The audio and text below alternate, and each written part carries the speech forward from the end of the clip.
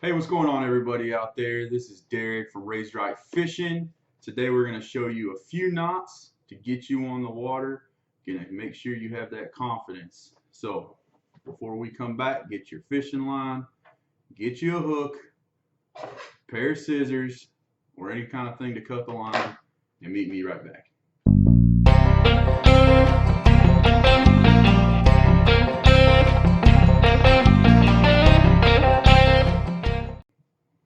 All right, welcome back. Now, as I said before, we're going to show you three knots. First one's going to be the Palomar. Second one's going to be the Berkley Braid Knot. And the third one's going to be my knot. Yes, my knot. Not like North Dakota. Not that I use, my family's used forever. And I'll tell you why. I'm going to show you that knot once we get to it. Last week you saw Cole show you how to line up your reels. Great video. This is just piggybacking on that to get you on the water. You got to attach something to your hook, or to your line, excuse me, and get you on the water. So grab a hook. There's a big hook. You don't need a big hook. This is just for you guys so you can see what we're doing. All right, get your bait and then get your line. I'm going to readjust the camera here real quick so you can see what I'm doing. Stand by. All right, so we're back. First one's going to be the Palomar knot. Now you can tie this knot with any of your fishing lines, braid, fluorocarbon, or monofilament. Just be careful when you're doing with the braid, when you're pulling your line tight, that you're not cutting your hands. If your line looks a little bit like rope, has kind of a coarse feel to it, guess what? You're using braid. Good on you. If it feels kind of like a plasticky material, it's usually either green, clear, or red. That's going to be either monofilament or fluorocarbon. So to start with the Palomar knot, you're going to double your line. Okay? Your main line going to your pole, and then you have your tag end. This is referred to the tag end. That's the tail tag end. All right, so we're going to double it. Now, if you're using braid, pinch that line, put it through the eye of the hook. If you're not using braid, do not pinch the line. That's going to create a weak spot in your line. So if you're not using braid, you're going to do the pass method. You're going to go this way, you're going to pull some out, and you're going to go right back through. I'm going to give you the same thing, but that way we're not pinching that line and putting a kink in it, compromising the integrity of the line. All right, so once we get to that point, this is what you're left with. Next, you're going to do a simple overhand knot. You can go that way over. You can go that way over. I don't care. Just go over. Once you're over, you're going to go take this loop that we've been holding on to this whole time, and you're going to go through there. Voila.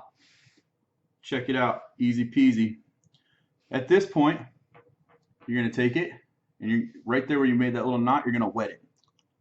You don't need to suck on it. You're going to calf at a heifer.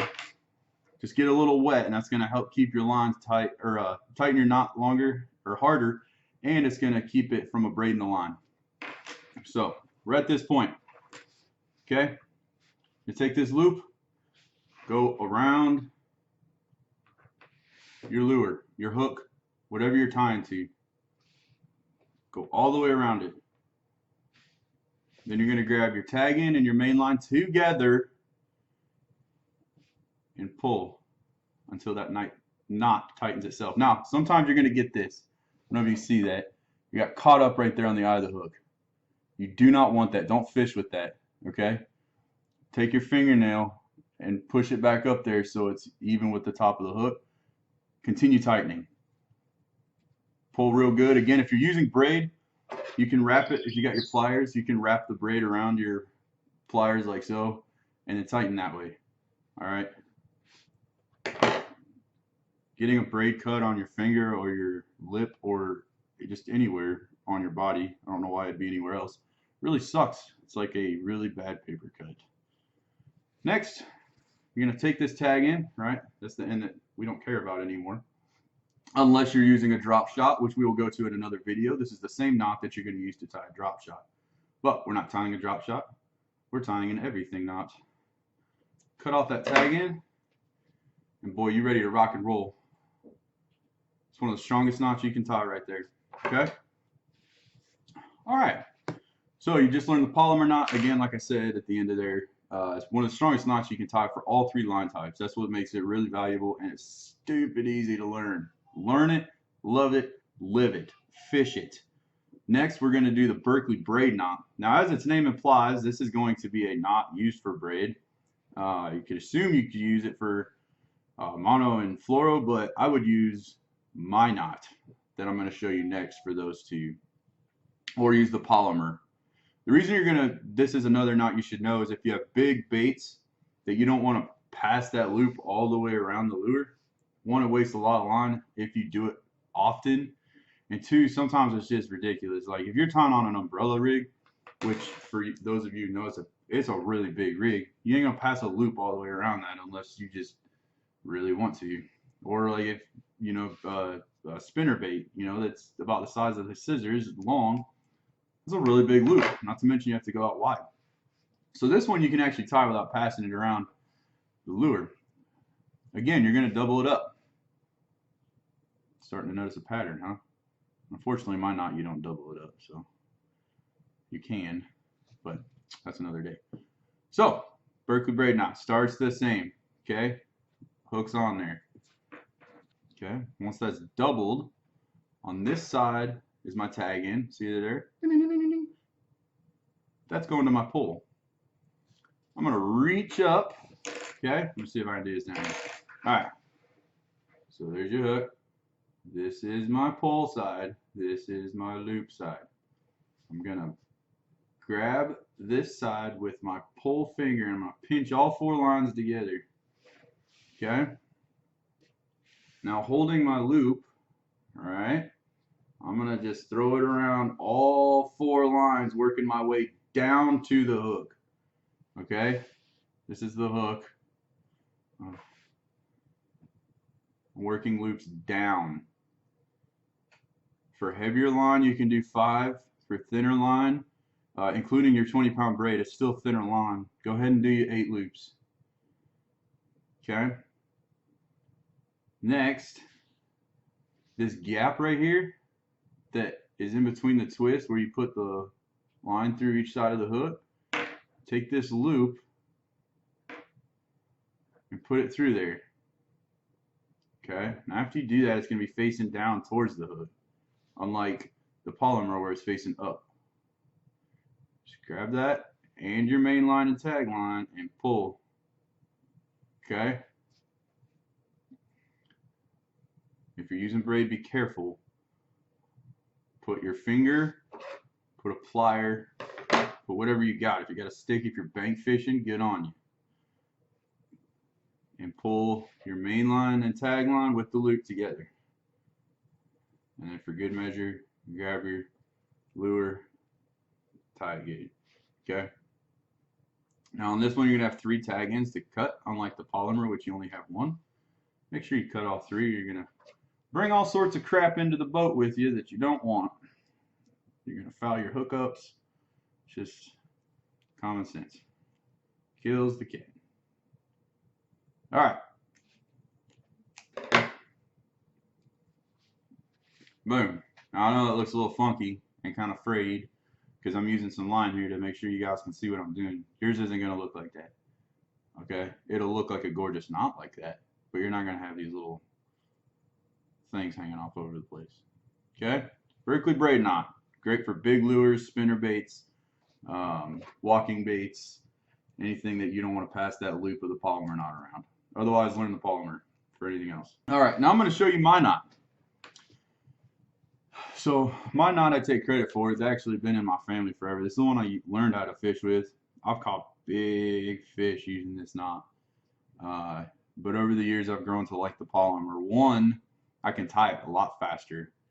And 2, it just gives me more confidence that the knot itself isn't going to slip under extreme pressures when I'm using monofilament or fluorocarbon. But the advantage of this knot is I'm only going to pass the line through the eye of this hook once. Now, why is that an advantage, Derek? Well, I'm going to tell you. Sometimes we take our kids fishing, hopefully often. Sometimes we go ice fishing. And I don't know if you've ever used a kid's fishing hook to put a worm or something on, or used an ice fishing hook. They can be real small to get line through there. And more often than not, it's hard, especially if you have rough eyes to get line to get back through there a second time. So sometimes it's just not feasible to do a doubled up line knot. So for this one, we're going to start here. Okay, let me get some more line off my pole here. All right, I got my hook right here. So I'm going to come back down here. I'm going to go back down to the length of the eye. Give yourself plenty to work with here, okay? And next, you're going to grab these two together. Okay, now granted, when you're doing this, it's probably going to be up in the air. So either way, you just grab up top, pinch it. You got your tag in. Okay, and then you're just going to start spinning it down toward the hook again. Okay, again, you're going to probably be using lighter line if you do this knot just because you're using smaller tackle. But I usually go 8 to 10 times. Okay, now up top here, where I started those twists, there's a loop. Okay, I want to take my tag in back from the bottom of where I just wrapped it, and I'm going to put it back through this loop.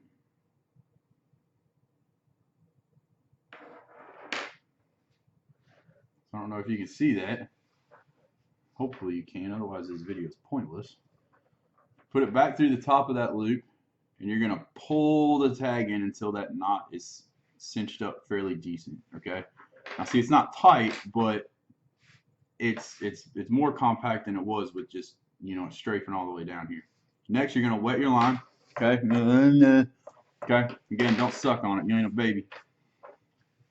Just get it wet so that it helps slide down the line again, and it's going to make your knot tighter. Okay, and once you get to this point, it's going to bunch up a little bit, but not too bad. Just grab your little tag in there, give it a nice little tug there. Grab this, finish it off right there. Boom.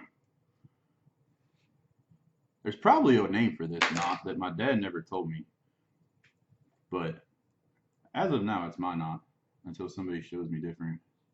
And even then, I'm still going to call it my knot because, I mean, why not? Nah. If didn't know it, cut your tag in. Just like all the other ones, you're good to go. Okay? Alright, everybody. I hope you enjoyed this. I know there's a lot of knot time videos out there. Hopefully, I showed you something different, or if I at least showed you the same, at least I showed it to you better. Because, yeah, that's what we're trying to be about here at Raised Art Fishing. There's a lot of information out there. We're trying to make it as easy for y'all to come by, access, and actually put into practice as possible. So if you have any suggestions on how to see these knots better, because again, I gave you 3 knots that can be used in any situation that you're going to have confidence in. No more just overhanded knots all the time, 10 overhand, 13 overhand knots, just because that's all you know how to do. Wrong. Do one of these 3. Until next time, I'm Derek Dusenberry. Take your kids out. Thank you, service members. Really appreciate it. Hit your like button. And if you didn't see Cole spool up those fishing reels, click there, watch it, come back to this video, tie it, and then try it. Later.